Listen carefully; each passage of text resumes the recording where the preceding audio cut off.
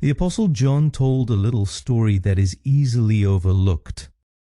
Andrew hears John the Baptist talk about Jesus. He gets curious. He follows him. He meets Jesus.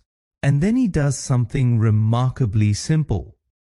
He first found his brother Simon and told him, "We have found the Messiah," and he brought him to Jesus.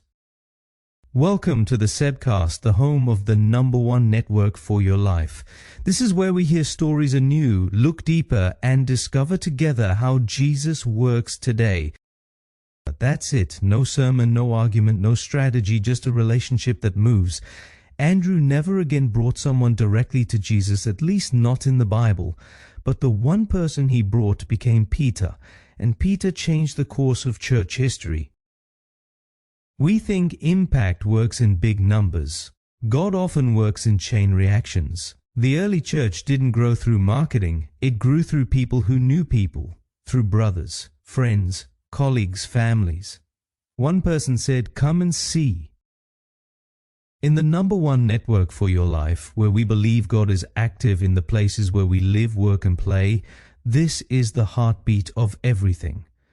Church is not an event. It's a network of relationships, and networks grow slowly, organically, and often invisibly. Here's something important. Andrew didn't try to change Peter, he just brought him. The encounter was with Jesus. We get overwhelmed because we think we have to do everything, but John 1 sets us free. Your role is not to manage someone's faith journey. Your role is to walk alongside them to the next step. When you invite someone to a conversation, to church, to a group, to come sit with me, you are starting a possible chain reaction that you will never fully see.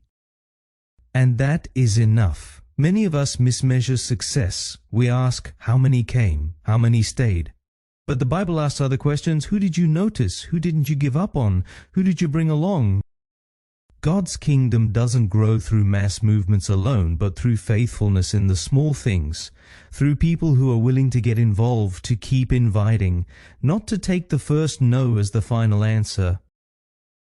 The series starts with a simple idea, no is not the end, and it ends with a simple practice, one relationship at a time, because you never know what's on the other side of an invitation, but God knows, and He is already at work. I want to ask you to focus this year on one person or family whom you will invite several times to join our church or return to our church. Become that person whose name will forever be in someone else's faith story, and leave the rest to God to do. Until next week, take care